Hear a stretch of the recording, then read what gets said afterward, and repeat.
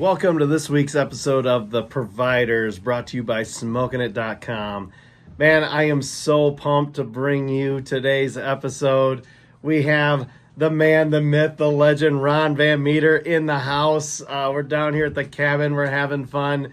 And man, we have so many funny stories, so many Ron tales, and we get a deep dive and we get to learn what's going on in the mind of Ron VanMeter. So it's pretty sweet. I'm pretty excited about it. Hopefully you guys like it. Stay tuned. Thanks for checking in. Like leaving boot prints in the mud.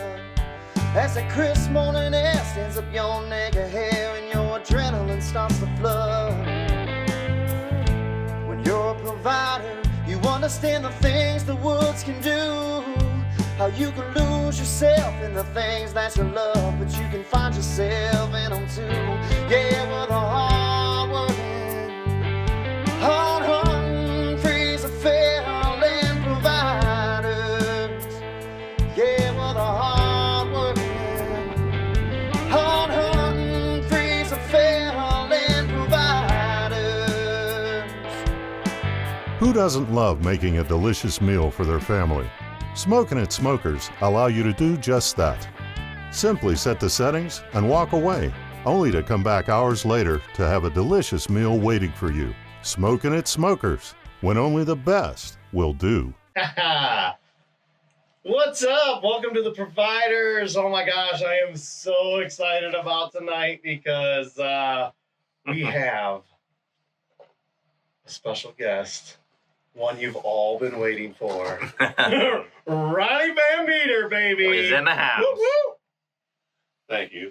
Welcome, Ron. Finally, Ron. We've heard all about you. The myth, the legend, Yes, he's here. Ron VanMeter. And only half of them are true, so All of it will Let's be get true into of this. what we We're speak down of. here at the cabin in Ohio, our favorite spot.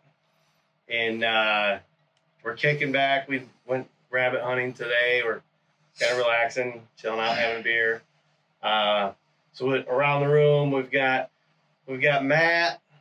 Sam's here today. We've got Ron and we've got John. So we got the whole gang here, just hanging out.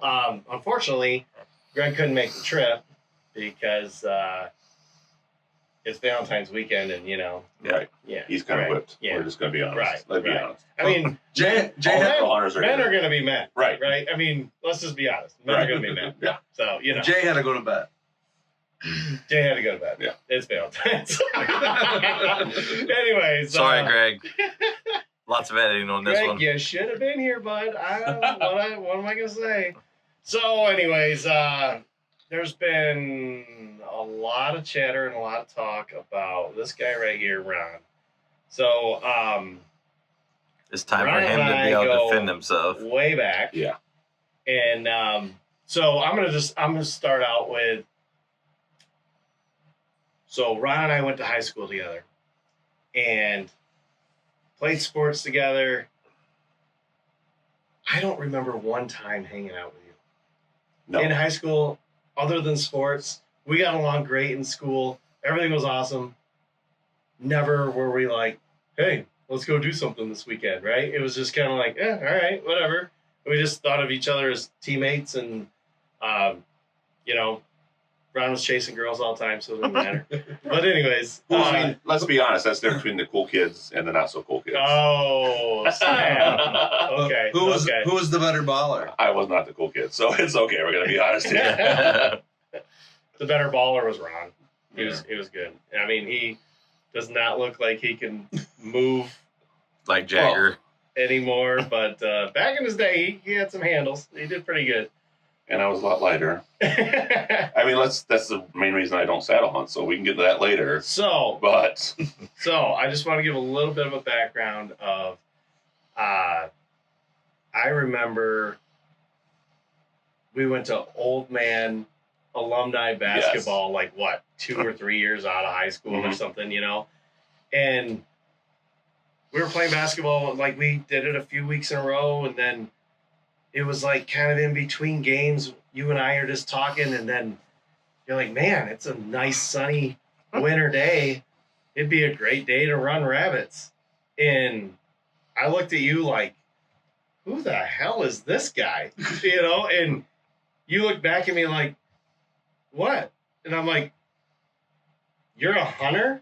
And you were like, Right. yeah, I'm into this. I was like, no way. And then it was kind of like Step Brothers right then instantly. We were like, so are we best friends? So Yes. like it Yes, just, we are. that's like what sparked it. And it was awesome. So that day we were like, let's do this today. Yeah. We went pheasant And hunting. we went pheasant hunting that Yeah, day or we rabbit went hunting? pheasant hunting. Oh, okay, I was wrong with the rabbits. So we went pheasant hunting behind my dad's Yep. place. We both got a couple birds, I think. Mhm. Back then, pheasants were pretty prevalent. We were lucky then. And then it just kind of sparked something, and we just kept going with it. And you, actually, I owe you a ton for archery and bow, and like I was just getting into it. And the year before that, I told you the year before that I shot an 8-point. It would have been my first buck with a bow, and I lost it, and it tore me up. And you were like, oh, well, how often do you shoot your bow? And I'm like, I don't know. I shoot it a little bit before season or whatever. And you were like, no. All of a sudden, we went to 3D shoots all year. We went indoor and shot. I mean, we were shooting constantly. So I really appreciate that, and I owe you a lot to my hunting just because of all that. But in the mix of it, we also have a lot of messed up round stories. So I would I would rather kind of focus on that. I just want to give a little background of our hunting past, but oh my gosh, the stories that we have. The teacher definitely became the student after there was a crossing path there. Where I was like, okay, go ahead, take away. Here we go. Show me how it's done. So, one thing that Sam pointed out when Sam was probably 12, what did you point out about the attire that Ron wears into the woods? He loves to wear blue. That's his favorite sweatshirt is actually blue. That's his lucky hunting sweatshirt. Yes, his lucky hunting sweatshirt is a blue. And hoodie. what color can deer see in the woods, Sam? Blue. Right. Okay. Yep. Which, if we're going to be honest, I still don't believe that. I still believe He that. has killed many deer with blue. Yes. It's just exactly. standards. It's like everything else. It's like, you guys have standards that are up here. Right. And I'm like, if it's brown, it's down for years. Now, lately, in the last 5 years, I've gotten better. I mean, I shot a couple nice bucks. I mean, you know, Was you whatever. But, it's like, I'm also, blue? you're right. Yes, I have. No. When you shot your biggest buck, was you wearing blue? No. No. Blue, But blue is not even close. if we're going to talk about my biggest buck, I'm going to be Yes. honest. Yes. I hired an outfitter. Okay. This is when the student took over. Yeah. So we've been hunting this farm for a while. And we've come down to Ohio for 10 years now. And all of a sudden, I'm always like, okay, there's a tree 25 yards from the cabin. Why don't I just go sit there? Because. And ride the four-wheeler in. Right. Look. Okay. That's a good point. Let's just start right there. 4 wheelers. Okay, listen, people. Oh, don't get them started. Listen to the. Oh, yeah. You've got your Greg Francis's and you've got your Steve Ackrights out there. Okay. Oh my God, the 4 wheelers, they're not going to mess up the hunt. They are around farmers all the time. Okay. Ride your 4 wheelers out there. Fat guys don't want to sweat. First of all, if you're riding a 4 wheeler, you're not going to be sweating. Okay. It's about scent When control. I It's about walk, scent control. yeah, it's scent control. When I walk 50 yards to 100 yards, I'm sweating like every fat guy. Okay. But when I ride the 4-wheeler, not so much. So, quick question. Are you scared of the dark too? I'm just going to go right here. Oh, wow. He's just. I'm we don't just even have going to right attack into him. it. He's just This- going right well, at yeah, it. because Ron's going to give up all this stuff. Wait, Okay, long time, we have to long go time back listener, and dive. first time caller here. Okay, As long as- I've listened to all the As long as podcasts. we get to deep dive into all these, I don't care. Right, You go yeah, right ahead. yeah. Make us a list. Yeah. Okay, everybody, take a look in the mirror. Are you scared of the dark? Yeah, I am. Totally scared of the dark. Why? But guess what you do? Is you put a little earbud in your ear. You listen to anything, Britney Spears, Christina, whatever you want to listen to, and walk to your stand. You are no longer scared of the signs. Like, there's sounds everywhere. Okay. So you'd rather be snuck up on murdered and not know it? Yeah. Oh yeah. If I'm going down, I'm going down going. Surprise. I did it again. I mean, come on, let's be honest here. If you're gonna die, which way do you want to go? Like knowing it, or like, oh shit, that happened. Oh, here we go.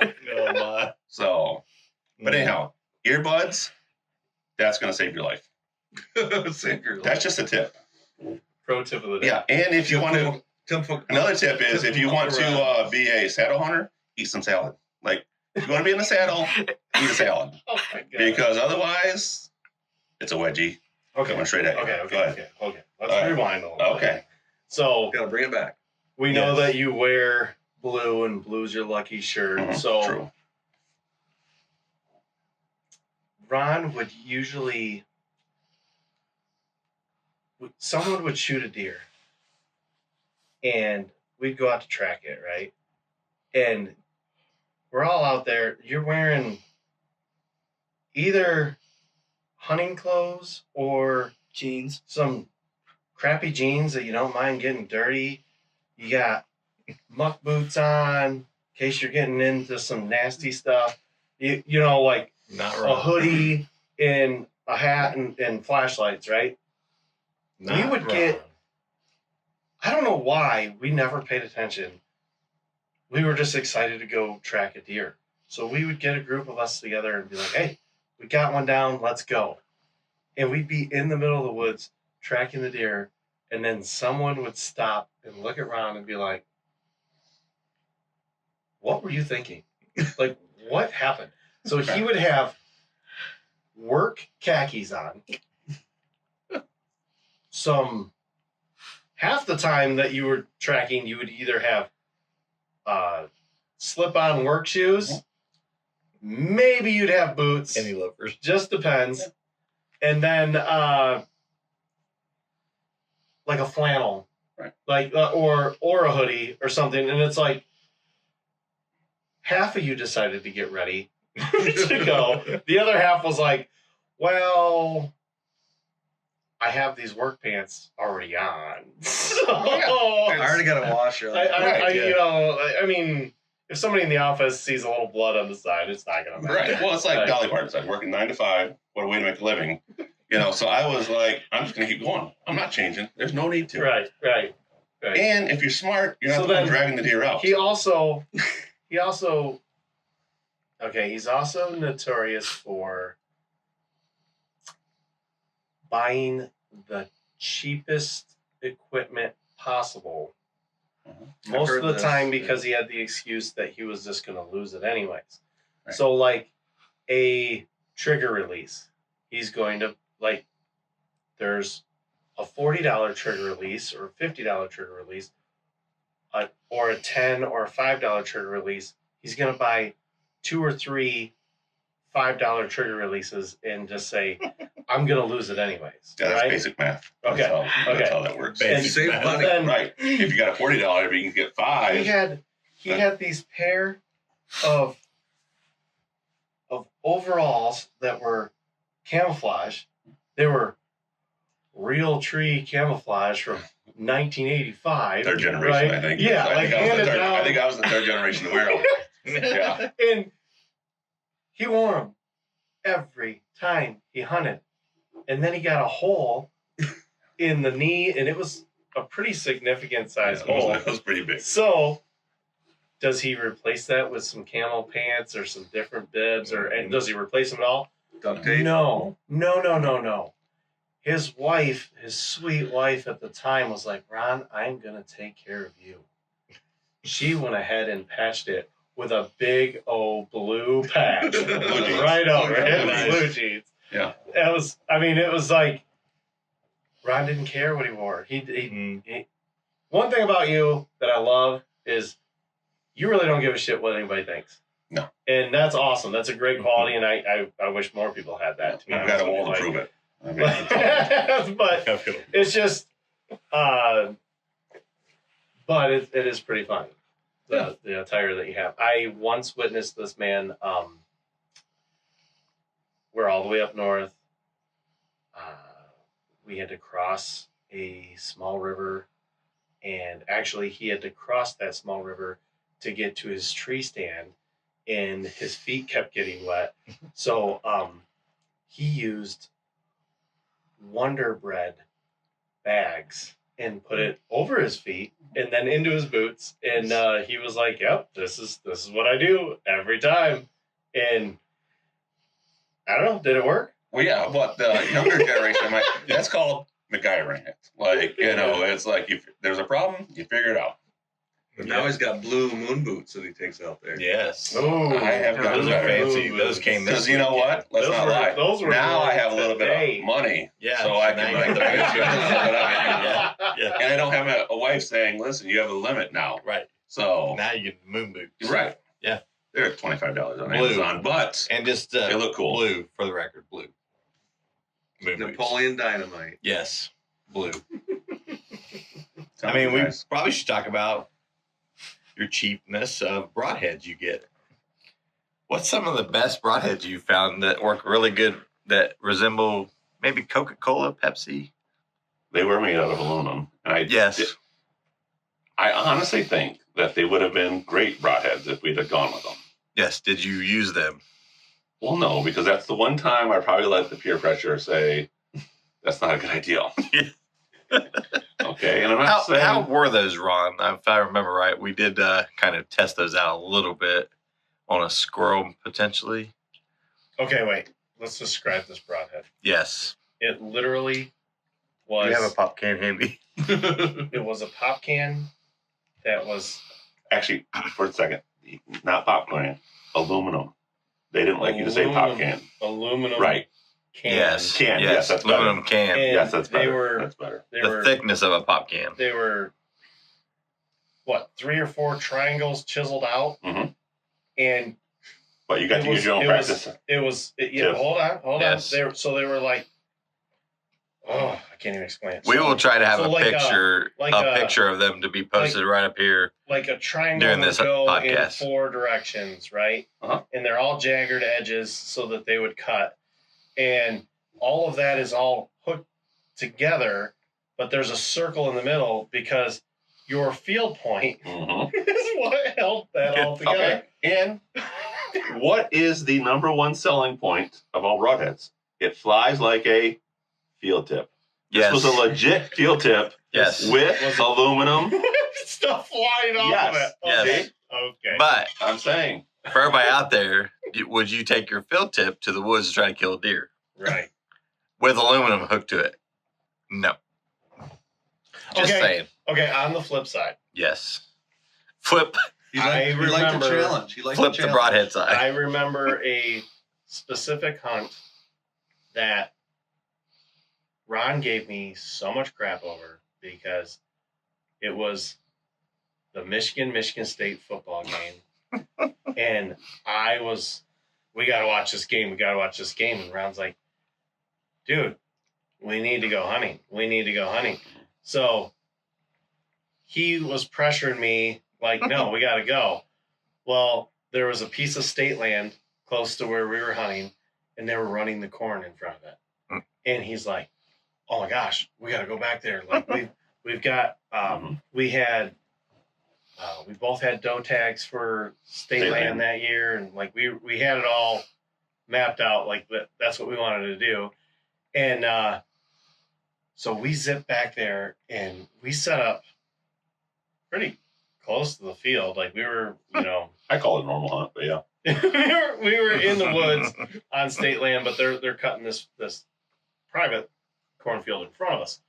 Well, Ron had gone out and bought what I call Meyer specials, and he just bought. I think they were $5 for 6 broadheads or Right. something like that. Regularly $10.99, but they were $5. Blue light special. Right. Right? He was going to lose a couple of them. So yeah, he was Yeah. going to lose a couple. There was going to be some squirrels. He was going to have to shoot at those. Mhm. So I remember before the hunt going, dude, really? You're going to use, he's like, come on, there were $5. Like, yeah, I'm going to use them. So we both go, and all of a sudden, does come flying out of that cornfield. Ron shoots one. I shoot one. It was like sweet. Like, this is awesome. And I remember Ron's ran right back into that cut cornfield, and it died, but it died on that private land. And we went out and talked to the farmer, and we were like, hey, do we have permission to come out here and get our dough? And, we'll wait till you're done or whatever. And the farmer was like, we just leased this. The owner lives up there. You got to talk to that guy. And like, that was one of the scariest moments. Yeah. Like, Ron and I, in the dark, drove up to this guy's house, knocked on the door. This old-time farmer dude answers the door, and I'm like, sir, we shot a doe, and it's on your property. We'd like to retrieve it. And I remember he stood there and looked at us and gave us like a stern, shocked look, like, what are you doing? Mm-hmm. And then he goes, all these years, nobody's had the courtesy to ask me. Oh. And we were like, what? Nice. And he's like, you can gladly go get that deer and drive out there. So he thanked us for doing it, which was awesome. So we go, Ron's like, my deer's in the field. It's going to be easy. Let's just, let's go try to find yours. All right, cool. So we go to try to find mine. Mine went back on state land. We tracked it, found it. It was fine, but it wasn't anything memorable. Right. We get over. Ron's like, okay, we know mine's in the field. We're both like, yeah, but we want to track it and see what happens. Ron took that $5 for 6 broadheads, and he absolutely smoked this doe. One of the best blood trails I have ever seen. Like, it was just unbelievable. Like, it was just crazy. And I was just beside myself after that. Like, what is going on? So nice selection. Right. As much as we pick on you, should have went back and bought more doing those types of things, it all comes down to placement, and you absolutely smoked that doe. So that was kudos to you on that one. That was pretty sweet. But I do remember that one. That one really stuck out to me. But as much as we pick on you, you are still a pretty good hunter. So let's talk about Kill Mode Ron. Yes. Can we talk about Kill Mode Ron for a second? Yeah. Sam, you got any comments on that? Yes, he does. Well, we did see a coyote coming up here, and my mind instantly thought, hey, remember when Ron shot a coyote and 3 does in the same night? Yes. Okay. So here's how I start out every hunt. Okay. I get into the tree stand, and I'm like, hey, God, how about I just see a deer? And then, you see a deer. And it's like, you know what? How about if I just get one close enough to shoot it? And then that happens, and I shoot it. And then I'm like, well, that was quick. So then I'm like, you know what, Jesus, let's just maybe throw another one in there. And next thing you know, it's like a couple more. And I'm like, if he wants it, I'm going to do it. So, and we like jerky.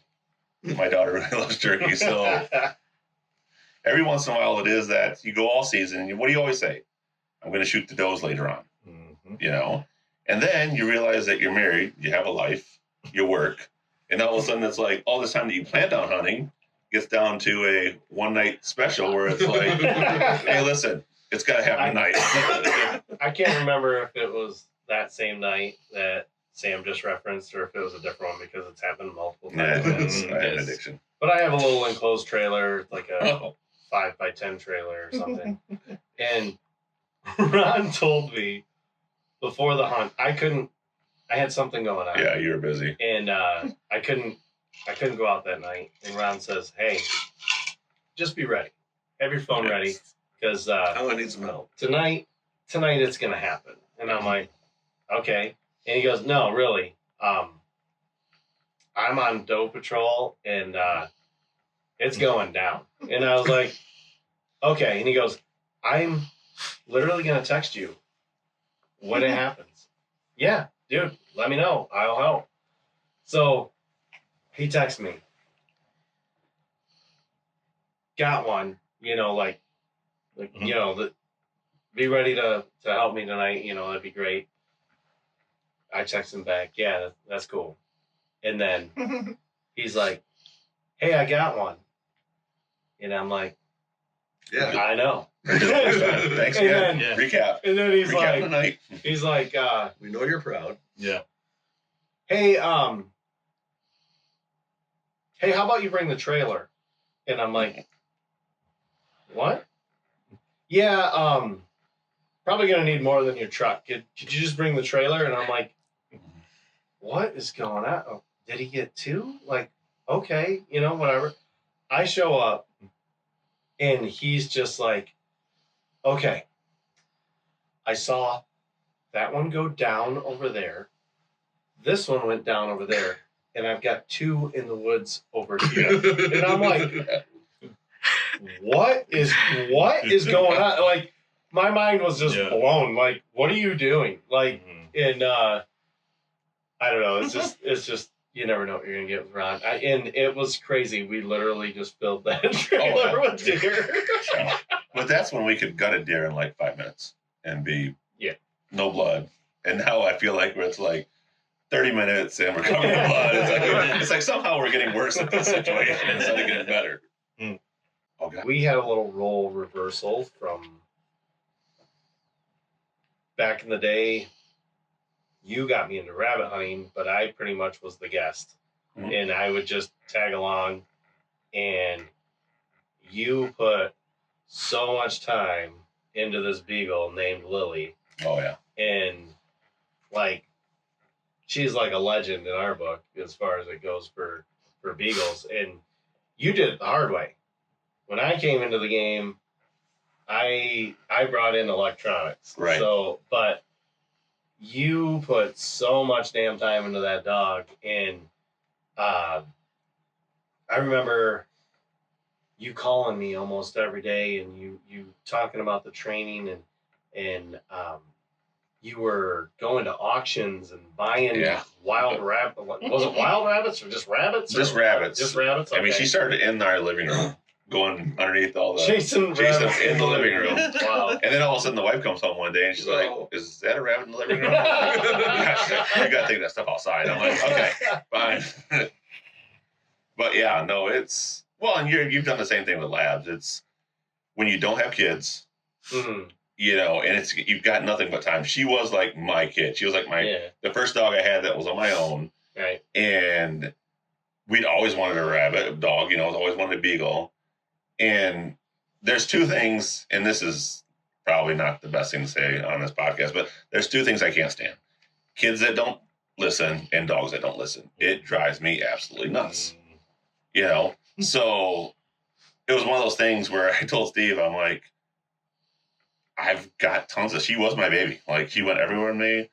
And I remember we had 4 acres at the time. And I remember, doing the whole tracking with the rabbits. And then just, it's like you're like a proud dad. Mm-hmm. Like, you're watching her the whole time. And I'm like, he's going to go here because you already know where the trail is. And yeah. And then you're scared all the time because you don't have the electronics, where it's like, oh gosh, where'd she go? If she didn't come back. And nowadays you're looking at it, you're like, yeah, my dog's, 150 yards out. And it's like, so, oh my goodness. So then I came into the game, Sam was 3. Mm-hmm. So my oldest dog is 13.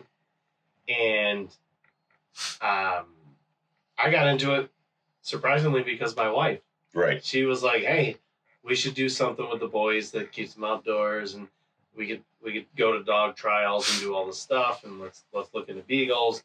Her grandpa used to be into beagles big time, and he was a well-known name back in the day for beagling and stuff. So she really wanted to do it, and I was like, yeah, okay, we can look into this. And you went with me to pick out my first dog. Oh yeah.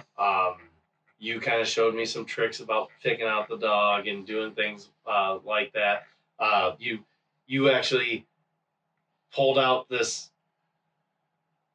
piece of like a hunter stick or something. Yeah. And I was like, what are you doing with that? And you put it on in the person's yard. Mm-hmm. We brought the puppy out that we picked, and you made sure that she smelled it and grabbed it. And it was like, oh, that's kind of a cool, little trick. And then my wife was like, yeah, I'm not just going to let my dogs just go run around and get hit by a car and all that stuff. So she looked up the electronics, and that's the system I have today, and it's expensive. I would have, if she wouldn't have suggested it, I would have never got it. Right. Like, I mean, just this was 13 years ago, just the handheld receiver and one collar was $800. Oh, I remember when you told me, and I was like, in every additional collar, every additional collar is $300. Right. So it's like, holy crap, that adds up quick, but worth every penny in my book. Just for think about when we lost Jack. Yeah. There was no track. If we had tracking on him, we'd have found him right away. We lost him for 2 weeks. Like, Joe, it was just Joe's dog up at over kind of by Dave and Lynn's area where we go hunt, but we were on state land and he was just gone. Yeah. And he was notorious for jumping on a deer and, taking off. We had talked about that in a previous podcast already, but like that's shows, how serious that is. And with mine, I can track the dog everywhere it goes. I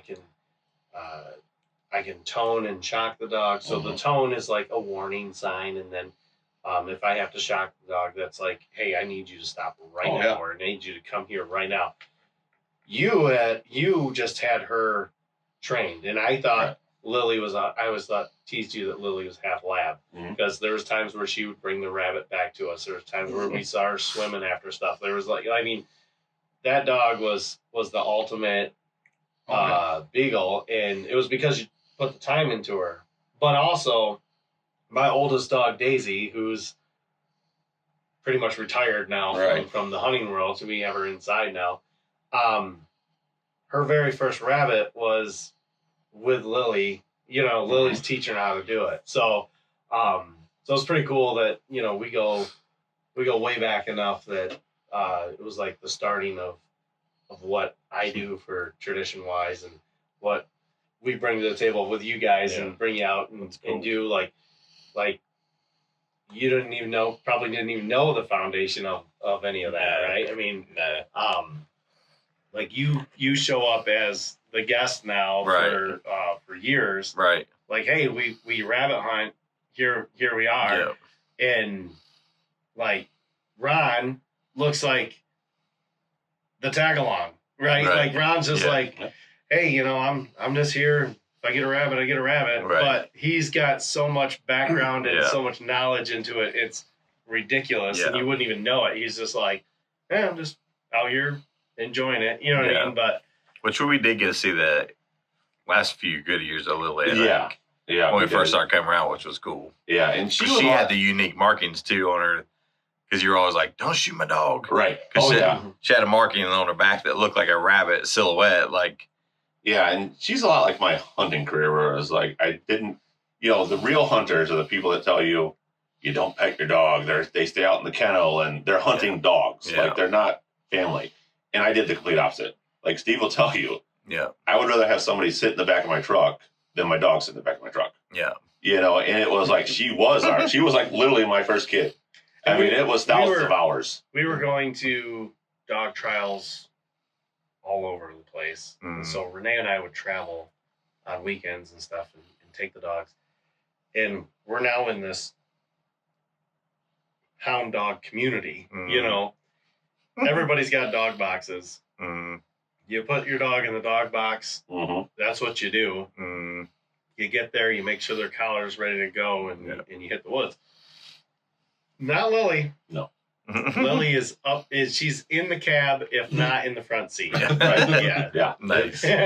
She was definitely spoiled. But it's like when you don't have any kids and you're just like, she was like my first kid, where it was like, and she still performed, right? I mean, she performed really well. Amazing.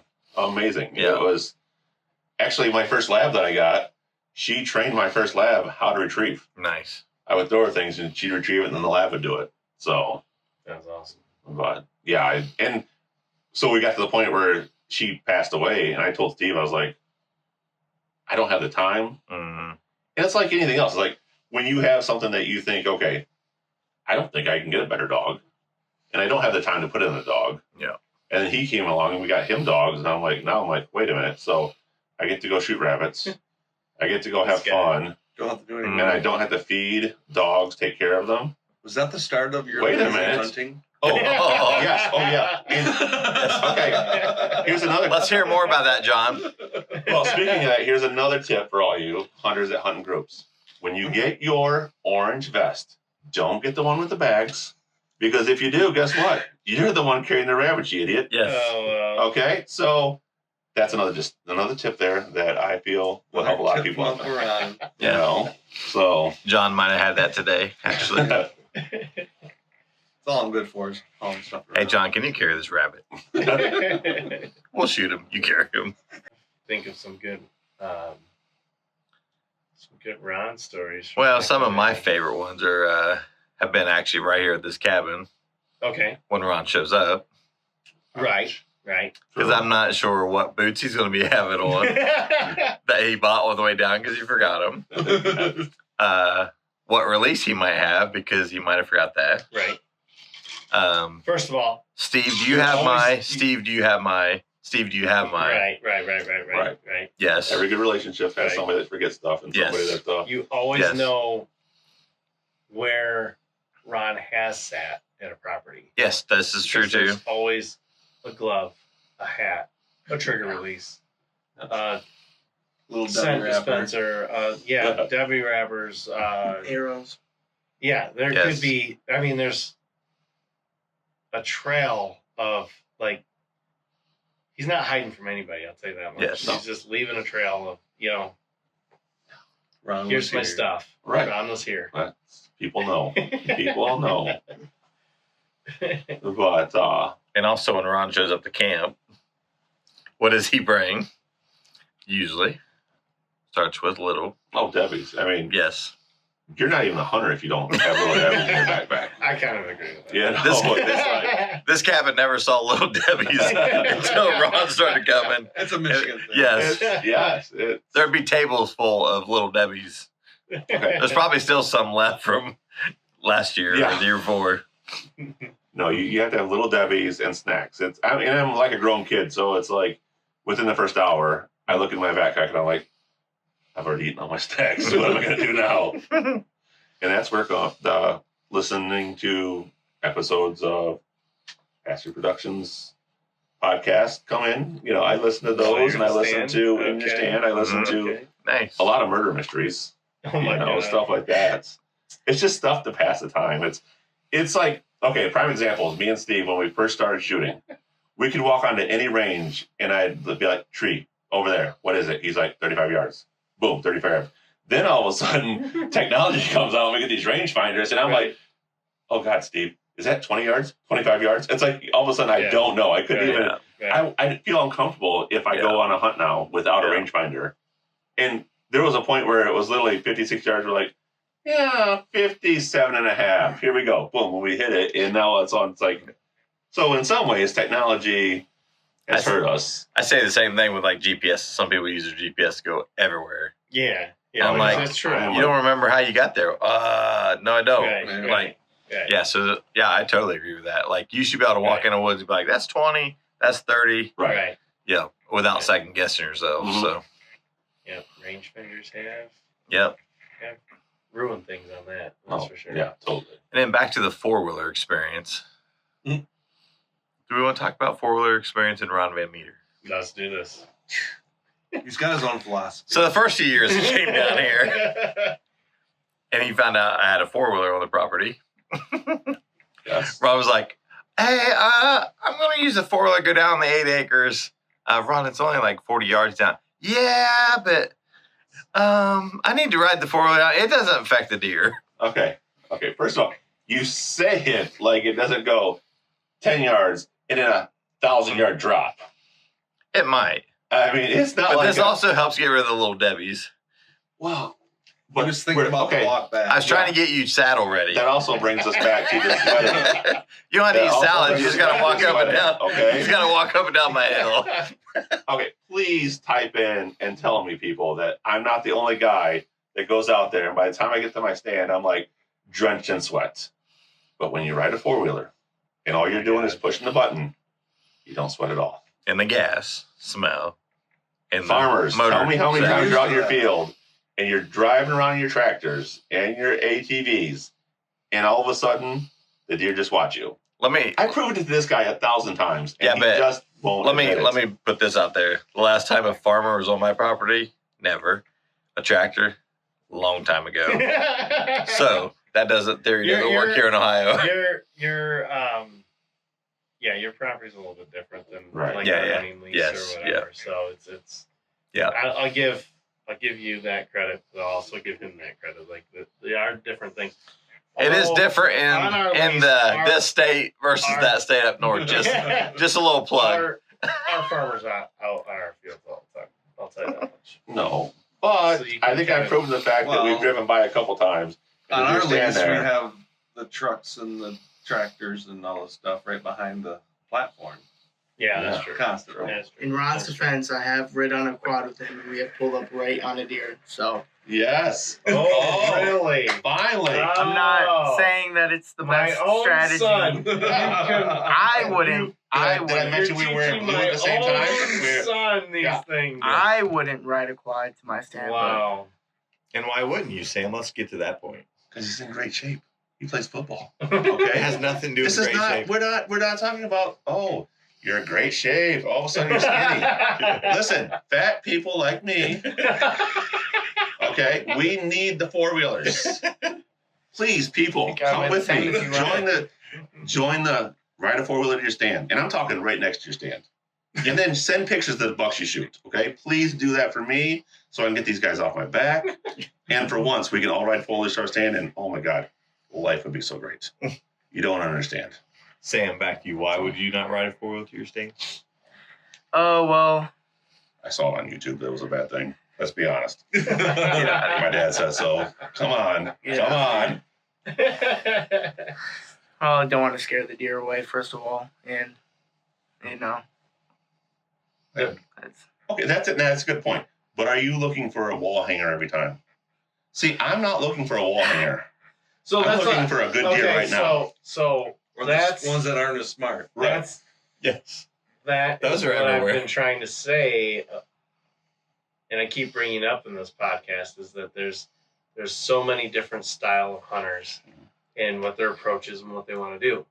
So I don't know. Correct me if I'm wrong. Okay.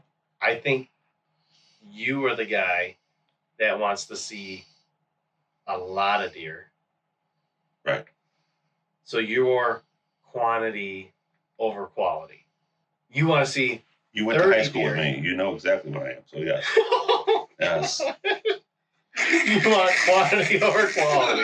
Yes. So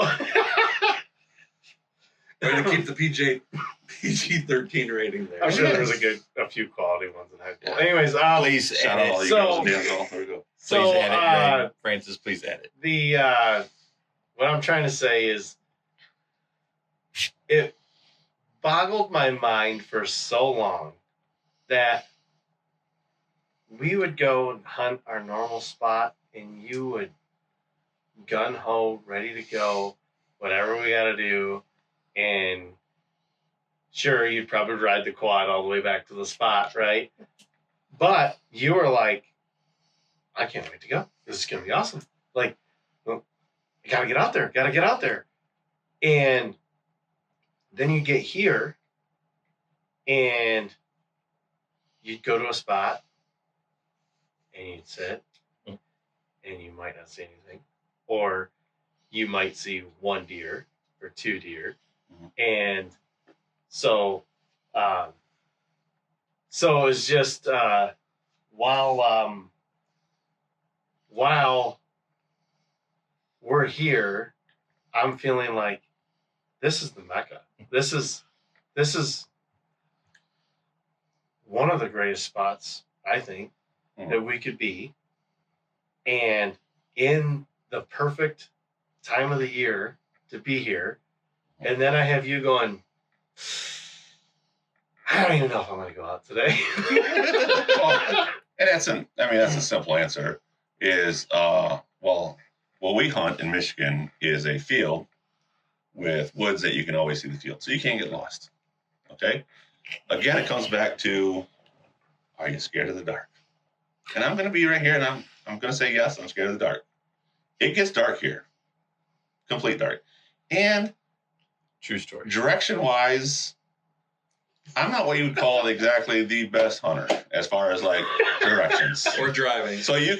So wait a minute. Go out, head north, and I'm like, turn. Is it right or left? Tell me where I'm going here. So hold on. This entire so we've literally been. This was our 11th year hunting here. Mhm. Yeah. And now we're just not getting to the bottom of. Yeah, like this was the unsolved mystery. Like you dealt with us calling you a lazy fat bum for 11 years, and this is the first time you've ever been like, actually, I've been afraid of the dark and I don't know directions very well. So that's why I picked the He's closest just trying to be stand honest. possible. Wait, So wait, I think I asked all of you, hey, which way are you going? Want to drop me off on the way? And you guys are like, Yes. well, then you guys are like, well, I want to get out there 5 hours before it gets light. I'm like, that's boring. I don't want to sit out there for 5 hours. Yeah. I want to get out there 10 minutes before it's light.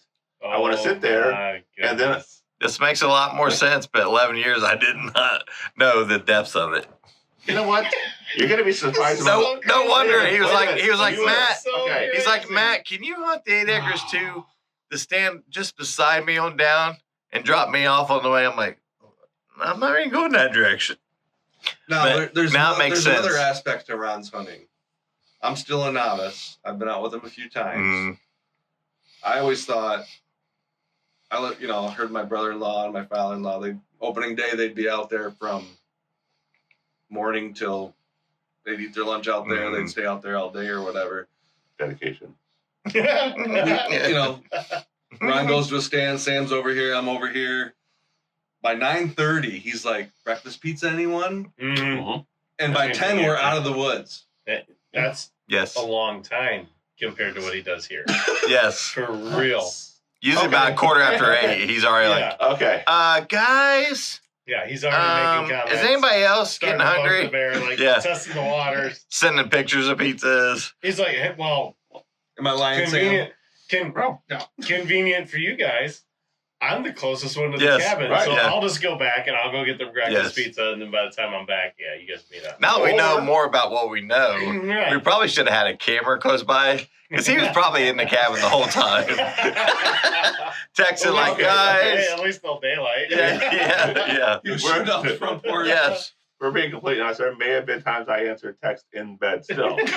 But I also call that being a good person. Because I'm willing to sacrifice my hunt Yes. that I paid $400 and some dollars. But I don't think you've ever been down here and not had a good time. Oh no. I don't I'm think always you're, gonna have a like good time. you're always having fun. Mhm. And that's a very key takeaway from it. Like a lot of guys deep dive into this so much that they just will let that deer from last year haunt them. Yeah. And then they come out into this season and they're like, oh, it's not going to get by me this year. And then they just get obsessed and then they just keep going and going and going. And, and it takes the fun out of the game. And it happened to me. Mm-hmm. And it wasn't even because I've never considered myself the big buck trophy guy. Mhm. Like I've never classified myself as that or anything. But it happened to me in a different way because we did the television show and there was a lot of pressure and there was a lot of push and it took away something that I had a passion for, and it made that passion work, and it made it stressful. And I had to fall back in love with the whole thing and kind of start it all over. And, but I had realized that, and you just love being out there. You just love doing it. Like that's your one constant thing and you really have a I don't give a shit attitude, which is awesome. And you shot your biggest buck while you were down here, guided and hand fed to you, but placed in a specific tree. spot in a certain tree, and carried in the climber the day before by your guide. He's gonna be right here, so why don't you just sit right here?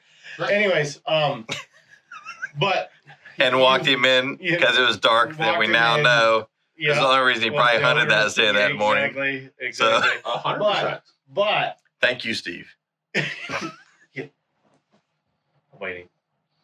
You're welcome. I've said thank you You're multiple welcome. times. No, I'm just kidding. So when I tell the story, I always say I'm just messing with you. But actually, that was the best hunt though I've ever been on. Because unfortunately, you made a bad shot, but the memory of that hunt we'll never forget. But we talked about that on one of the episodes. Yeah, but the best takeaway from that whole moment, was when Ron jumped that deer and he's by himself, like away from us. Guys, he jumps the deer and he's like, guys, oh my gosh, I just jumped a monster. Yeah. It was an absolute monster. And he looks at it and he sees the wound from where he shot the deer and he goes, oh my gosh.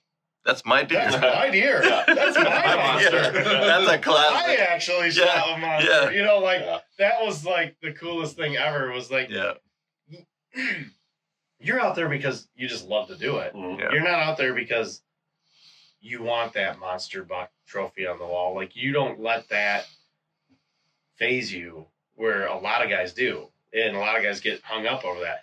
You're the perfect example of not perfect, but you're a very you're the good, example. You're a very good example of the hunter that I was talking about in a previous podcast, where I'm talking about, hey, if there's a doe, shoot it. If you're after the meat and you're after the thrill of the hunt and you just you're wanting that action or whatever, shoot that doe. You know what I mean? Like, you have threaded the needle like no other and pulled off the most amazing hunts I've ever seen. Yeah. With a doe. Right. You know what I mean? I get buck fever like crazy. Right. I messed up on so many nice bucks that it's like crazy. But you gladly would go to Thanksgiving and be in front of your family and say, I shot 3 does this year. Right. Yeah. Right? And or you would show up some years, and I know that back in our day we were stacking deer. I call it. Brown is but you'd be proud if you shot a 6-point. You shot a 6-point. You know what I mean? Like our first year down here, you shot a 6-point. You were proud of it. It was actually an old, big, mature, the most mature 6-point I've ever seen. And for being honest, that was also a guided too. Let's just brag. Every big buck I've ever shot has been guided, just so you know. Actually, I pay big money, so if you want me to go, if you want me to put me in a stand, in a stand, I will pay you money to shoot a big buck. Actually thinking about this now, I feel bad because now I feel like I need to walk around 2 stands when he comes down. And I'm okay with that. He's I'm scared. completely okay. Yes. Well, okay. So here's the. So I promise you, next year, I will walk you, but you need to stay there past 9:30. You're gonna ruin all of our. Okay, but we're not going to do it. There's not going to be any saddles. I expect, I want ladder stands because I'm not like even a hang-on guy. I want ladder stands. It's going to be sticks and a hang-on. See, if I'm walking you to the stand, there will be sticks and hang-on. There's more to the story. Yes. So the rest of the story. Ron did a landscaping side job business for a few years, and so he gets way up on this ladder. I wasn't there, and maybe you want to tell it, but he gets way up on this ladder. He cuts this limb. He winds up falling. And, 30 feet. So you're scared of heights too because of that? Okay. So what happened with So before this situation, I would always still make Steve set all of our stands and stuff like that because work smarter, not harder. And I'm half Mexican. I'm half Mexican. You know what I mean? So I'm like, listen. And I've always promised his wife, if something happens to him, I will support her and I'll be there for her. Wow. So anyhow, that's just our friendship. That's how far it goes. But I'm up there and I'm cutting this limb and I've got an employee that I'm like, just, we've got a rope attached to the limb. I'm like, listen, just pull. That's all you got to do. Just pull. It's not. And I cut it. He doesn't pull. It hits the ladder. Oh, no. I fall here. And this is jammed all the way down. And then so after that. So you had to have surgery. I had to have surgery. And it was a big deal. And, I may have gained weight since then. But It's all because of the biggest thing is that fall. It really did mess me up. Mm-hmm. And then, and I'm not only scared for myself, I'm scared for Steve. So when he goes up there, this is no joke. He's up there, and I'm shaking as I'm holding this ladder stand up there. I've literally been Felt the up ladder at shaking. the top, Yeah. and I'm laughing at the top, looking down at him like, dude, I see you straining to hold that ladder stand. You're literally doing nothing right now. Yeah. But in my head, I'm like, saving his life. Yeah. No, I'm not letting go of this ladder. Right. Yeah. I would not let you go. Right. So the funny thing is, when we stopped doing the show, and he's like, he fell in love with it again. My love was being with somebody in the tree stand. Yeah. That's what I enjoyed was the talking, No talking in the stand, bro. Well, okay, let's be honest. It's nice having somebody else to walk you out to the stand. Yes. You can also email us too and just say, I like having somebody walk in the stand. It's okay. We're big men. We're grown-ups. We can admit it. But, and also I get bored easily. This is an honest time right now. I get bored. But when you have a cameraman. Do you also fall asleep sometimes when you're out that's hunting? the only thing I can't do. When you're duck hunting. When you're duck hunting. Oh. Maybe. You're laying down at that point. Yes. Oh, in the field. No, in a lake. In Saginaw Bay. Yeah, in a layout. Huge, huge open water lake. Yeah. What were we? A mile or two offshore? Yeah. That was fear. 50 feet of water. Yeah. And you're in a 10-foot little layout boat. That's not sleeping. That's fear. That's legit panic. Because I'm the kind of guy in a kayak. Right. He's laying here. I had gone out. Or was it just the two of you that went first? Or did I go first? I think we went out first. I don't remember. I don't remember being scared. Yeah. I remember I got... Maybe you went out first. I don't know if we all hit limits, but I might have got my limit. Ron did not hit a limit, just saying. I did not hit a limit. I let limits go by, Ron. Those birds are fast. And these two were out at the same time, and they're about 150, 200 yards apart. Not even that, really. Maybe Probably about 100? 40 yards, 50 yards. It seemed like, he was... Because I could see him pretty well. Other than him sleeping, I could tell that he was sleeping. So Matt had already got, 3 or 4 birds? Yeah. And Ron hasn't gotten a bird yet. And I was feeling bad for him. And Matt has this bird. No, not a bird. A group of birds. And they fly directly over Matt. And Matt's like... But they're going towards Ron. No. Perfectly towards Ron. I'm going to be the nice guy. Yeah. And let them go right over to Ron. And then Ron... And I'm all excited. I'm like, Ron is... this is awesome. This is awesome. There, and I'm like... It's like you're laying down, right? And then you have a row of decoys out in front of you. And you're just waiting to pop up and shoot. Yeah. Well, he's like this. And Matt looks over and he's like, he's going to shoot him. He's going to shoot him. He's going to shoot him. Wings pretty much almost clip Ron's head. They just go right over him. And we had walkie-talkies. Ron. And I'm like, Ron. Why didn't you shoot? Why didn't you shoot them? What? Shoot what? Shoot what? What are you talking about?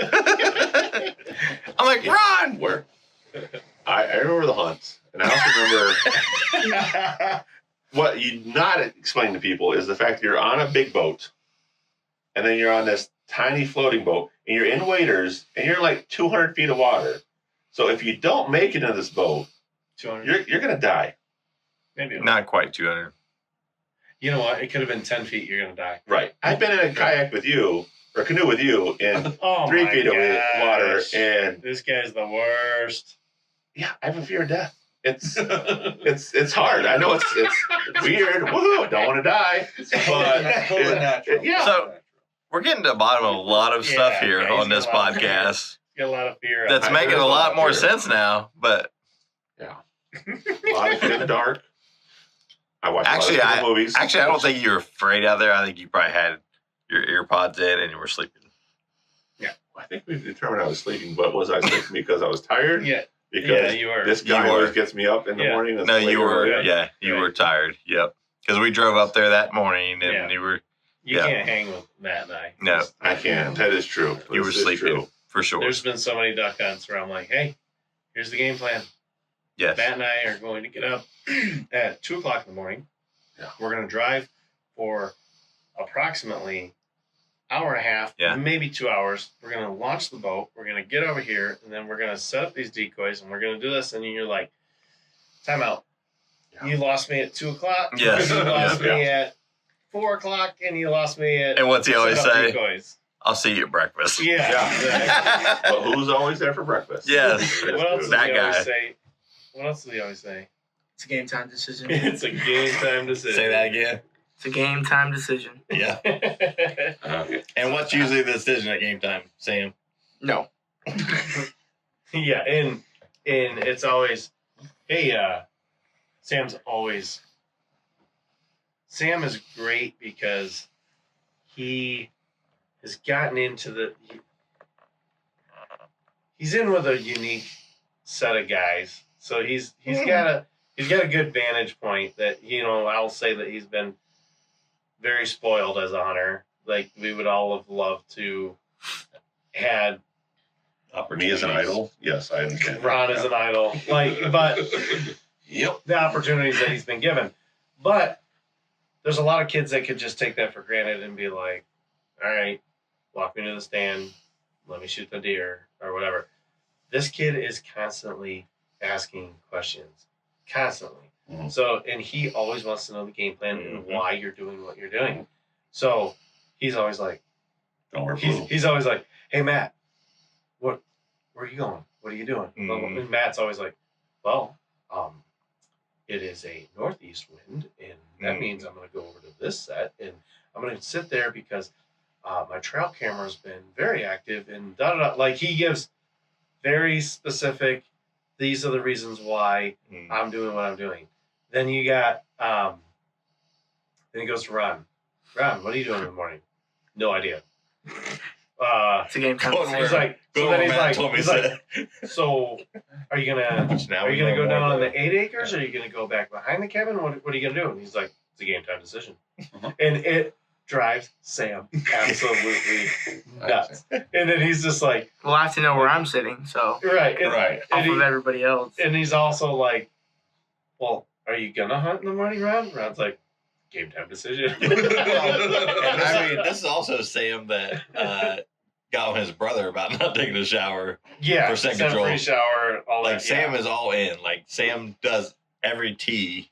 Yeah, He gets yeah. on us like, hey, wait a minute, are you ozone that before you go out? Right. Hey, are you doing a Right. free shower tonight? Like, Did we get do in this? there. Did we do that? Yeah. Did we Yeah. grab this piece? It Yeah. also goes along with the quad stuff. Like, I've got so much ozone on, I don't think I'm. Right. You leaving don't want to that much smell scent. like Yeah. gas, and Nice. you're not smelling like that. Right. Very true. Yeah. You're very good with all of that scent control stuff. You're making sure you're showering, you're doing the ozone, you're making all those precautions, which is Yeah. awesome. But And you overkill. overkill, and you're not wearing blue. Yeah. How about that? Blue is my favorite color. Yeah, we know. And if we want to go on a scoreboard, I have killed a ton of deer. I killed a ton of deer, he says. I mean, I'm not going to brag. I know but I- little ones. Oh, shots fired. Wait, what was that? Oh. Little ones. I have never killed a big deer. First of all, they're easy to drag out. You've and done they're very tender. well for your age. I'll tell you Yes. that. Dude, Same at as your that. age, Yes. oh my God, I didn't even go hunting because I'm like, I'm scared of the dark. Yeah. But Yeah, you've done very well. How many times are you going to say that? I just want people to know it's okay to be scared of the dark. Hey, did you guys know that Ron VanMeter is scared of the dark? Wow. Because 11 years of knowing Ron VanMeter, we kind Oh of had my suspicions, God. but it is officially out that Ron VanMeter is Is scared it- of the dark and heights and Definitely baby dolls. That's a whole nother thing. We have to sleep tonight in the cabin. I don't want to talk about the baby doll. And the cabin is close to a cemetery. Oh, jeez. Oh. Thank God I don't sleep alone. Yes. One time we did I already talk about this before? Which one? If this is the cemetery, it is. We were sitting. No. Well, there's a couple. There's a couple of cemetery stories. We have a couple of stories here. Hold on. Yes. So Yeah. one, this is when I first discovered that Ron had some fears going on. We checked the trail cam, and we're sitting in the woods. We're still sitting. At this property, we would pull into a 2-track just in the front part of our woods. So we're in the woods, but we're only like, 50 yards into the woods, maybe, or something like that, or off the road. And I had pulled a card off of a trail cam, and I had my laptop, and I opened it up, and I'm like, let me check this, and then I could clear it, and then take it back out there and put it in. Thank goodness for new cell cameras. Oh, man. Because we don't have to do all that anymore, which is nice. So I'm like, Ron's sitting there next to me, and I'm like, he's like, sweet, let me know. Like, what do we got? I'm like, doe, squirrel, coon. Oh, there's a buck. That's a 6-point, whatever. Okay. Doe, squirrel, doe, kid. And he's like, what? Yeah. And I showed him the picture, and it was pitch dark, but this picture was like, the kid was like right up at it. We're talking it like in your face. Like it was just like the picture we had here a while back. Yeah, it's like like that, but real. Is that a ghost? Well, that was real. That's it just wasn't. Yeah. So in that instant, he freaked out. Like, let's get out of here! Like he just wanted to peel out of there, right? Yeah. And then I'm like, Scooby-Doo hold on. I looked through, and I'm like, you could see earlier in that day, or earlier before the sun went down, a combine had gone by. So I was like, dude, it's the farmer's kid just hopped off the combine. Yeah, looked at the camera. He's just looking around, and boom. So, but that really freaked Ron out.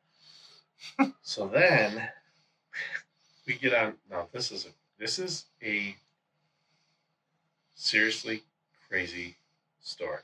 So this is the tree with that little thing doll in it? No.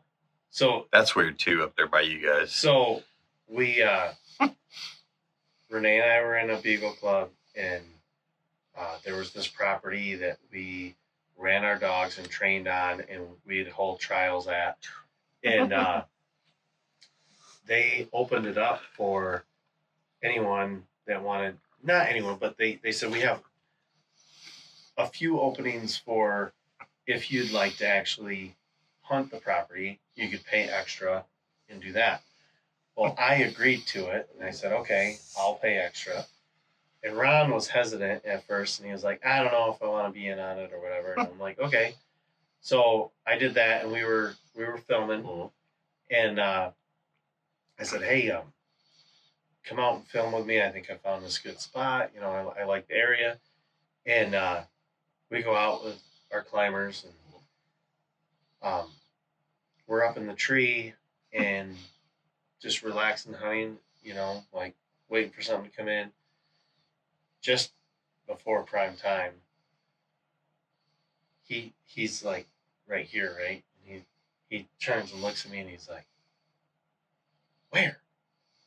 I'm like, what, dude? And he's like, where is it? Where is what? And he goes, you said deer. You said there's a deer. Deer. And I said, I didn't say anything. And he's like, okay, I'm weird. And whatever. He blows off. And he sits there.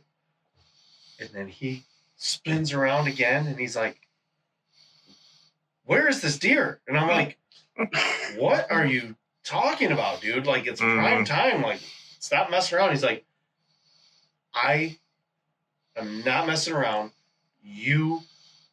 I could clearly hear that you just told me that there was a deer and that like in Oh yeah, it was like- clear as day. and so Was he he goes. was he dozing off? So he writes it off. We get through the hunt. We get down. We leave. We get all the way to the truck, and I go, "What was that?" Mm. And he's like, "Dude, clear as day.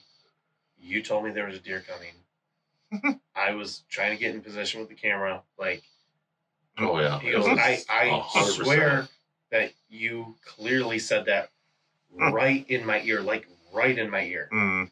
It was like he was like right here. I was like, What I didn't tell Ron is a year prior to that, Mm. on that property, probably within 100 yards of where I had set up, Mm. a young man had hung himself in a Oh tree no. Yeah. and Yeah. took his own life.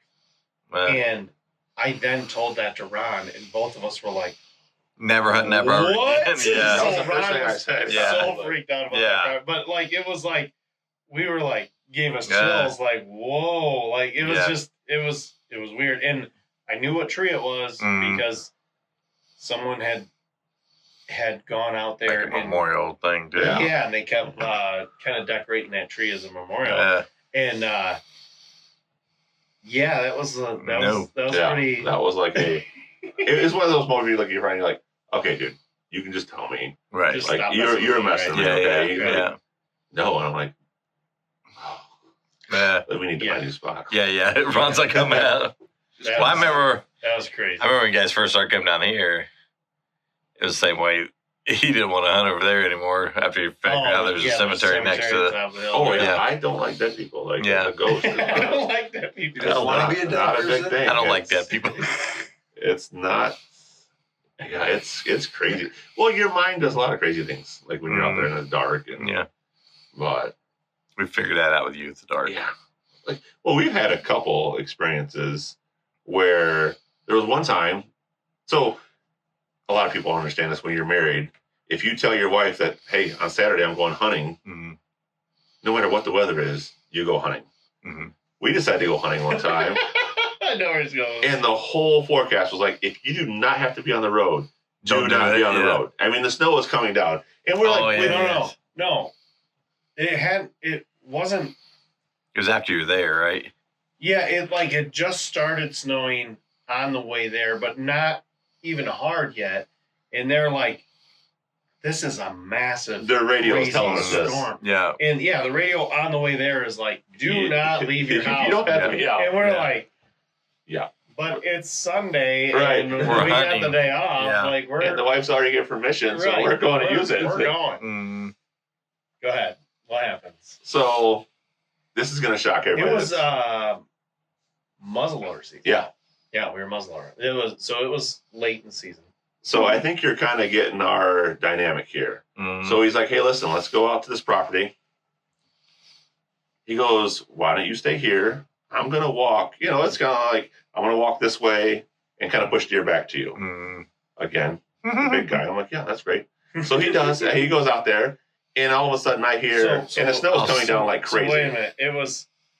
We were filming at the time, Yeah. Mm. but the snow was starting to come down at a rate that we were worried about our camera equipment, and we were like, we can't risk anything.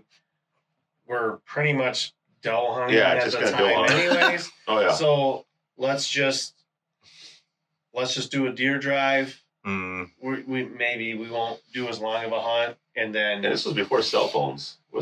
We just have cell phones, or yeah, I don't think we were I was communicating. gonna say, we were weren't communicating. communicating out there. I know that because he takes off, and it's snowing so hard that like once he gets out there, I can't see him anymore. Wow. And then all of a sudden he gets to the back. We're at my father-in-law's property. Oh, yeah. The family farm Yeah. or whatever. And so you've been there, Yeah. and you've walked all the way back to the river. Mm. So I was in that swamp Yeah. type condition or whatever, and I'm just gonna circle through that whole swamp area and come back and try to kick something up to him. So I get way back there, Mhm. and I'm like able to be pretty stealthy because of the conditions, right? So like it's snowing. I'm just kind of going slow to try to get back there, and then I can kind of, work my way back up and hopefully kick some up to him. I see a doe laying down behind this down log, and I'm like, no way. So I'm like, I'm going to take my shot now. Yeah. So I shoot. She jumps up. There's, I think, 2 other does. Oh, no. And she jumps up, goes like 20 yards, and crashes. I'm like, sweet. The other does run right to Ron. And I'm like, this is perfect. Yeah. Well, I'm watching my does run to Ron. I hear Ron shoot. I'm like, okay. I started looking at my doe, and I'm like, I'm going to reload my muzzleloader. So I reload, and as I'm ramming the, and I'm making some movement and noise, and she jumps back up. Oh, no. And just bolts. And I'm like, what just happened? Right? So then she runs by me, and it's to the point where I can see the hole. Like, to the point where I'm like, I'm not going to waste another bullet because I can see the hole, so you're going to die. Yeah. And so by the time I saw that deer and I shot mine, it was probably 20 minutes by the time it took him to walk up to me. By the time we walked over to where I shot my deer and saw his go, you couldn't even tell the deer was there. The tracks, there was no tracks. Oh, gosh. No blood. Just buried no in dust. snow. Snow. It just, after I shot and then after he shot, it just unloaded. Yeah. Wow. Like the snow, the amount of snow, huge flakes, just, it was just like, the only thing I can describe it was like a full-on downpour, but snow. Yeah. And it was like, It's crazy. Like my deer, at first we got up there and we could see blood. My deer had crossed his deer's path, and it was like, it was confusing, right? So, but then he goes, my deer's over there. I know it's going to be done. Let's go after yours. Okay. We tracked, 10, 20 yards? Yeah. And then it was like, there was nothing. Wow. Like, no tracks, no nothing. We couldn't, you couldn't even follow a deer track. We lost both deer because we could not see. And then we got to a point where we couldn't hardly see each other. Yeah. Oh, wow. We were like, okay, they were right. We got to get the hell out of here. Yeah. Like it was so bad. Like wow. we both felt horrible. Like oh yeah, it was bad. Because there again, like his deer, I could see the wound. I was like, this is a no-brainer. It's gonna die. Yeah. And that's the second time that's happened to us on muzzleloader. With me and you. When I shot that deer, I shot a doe one time. Shot a doe. We were both in the stand. We're filming, but we're both had muzzleloaders, and we're like, all right, I'll film you, but if something comes out, I'll just self-film and I'll shoot from, you know what I mean? Like, we're making the best of our time. Ron shoots this doe. She's 60 yards from us, maybe. And she's just on a walk, steady walk, down this trail. I remember I pull my gun up. I'm looking at her, and I see that he 10-ringed her. I thought, like it's just, that's a great shot. And I'm like, I'm not going to shoot my muzzleloader and then have to reload and do all that stuff. She walked and walked and walked. Out of our lives. She was gone. I don't know what happened. Never found that deer. That's crazy. She just kept going. And it was like unreal. Like, what are you doing? So, yeah, it was crazy. But well, since I'm going for Hunter of the Year award, I also had to hunt with Greg. We were hunting a spot, same thing. I was muzzleloader, and a buck comes out, and I shoot the buck, and it literally flips over on its back with its antlers, and we're like doing the interview on how great of a hunt it is, and then Greg goes, "Hey, that buck got up." And usually I can reload a muzzleloader pretty fast. Mm-hmm. Somehow when I did it under pressure, the bullet kind of got jammed just a little bit. I'm literally trying to load this muzzleloader, and me and Greg watch this buck walk right by us at the base of our stand, and goes down like, it's not a big deal. Again, we're gonna find it. Never found it. Wow. It was like crazy. You muzzleloaders do not have good track record. Yeah, it's wow. All right. I say we wrap it up because we're all about to crash right now. Yeah, so all tired. So, I'm sure there's gonna be more Legend of Ron VanMeter tales to be told because we said a lot tonight, but I think we just barely scratched the surface. To be honest with you, we love to pick on you, but damn it, we love you. Yep, 100%. It's been fun. Just for everybody out there, if you drive a 4-wheeler to your stand, please just let us know so we can get these guys. We can find one more person. Wow. All I have to say to you is don't ever get on either Matt or Greg's e-bike because you're going to want to spend some money because that's a game changer. Yeah, we'll talk about that later because, again, I think it's the same stealthily quiet. It's kind of the same. Quiet. Nope. I want pictures of fat guys on the e-bike, and then I'll believe you. Yeah, you might struggle. Yeah. I should have brought my with you. You could have got on there in the morning. I'm kidding. I'm totally kidding. Just riding around rabbit hunting on the e-bike. Oh, yeah. Coming soon, pictures of Ron VanMeter on my e-bike. Right. I'll take a sponsorship for that. I'll take a e-bike and for fat guys. People pay admission at circuses to see the same thing. See? I'm telling you, it would be interesting. Big old bear on a little bike. It would be interesting. People pay good money for that. Yes. All right. Well, thanks for tuning in and catch us back here again. It's been fun. I love just being with the guys and being able to talk about stuff and just hanging out. And I'm lucky that we're all here and we get to do this. So, all right. Thanks for tuning in. Peace out. See ya. Later. Yeah, well, the hard work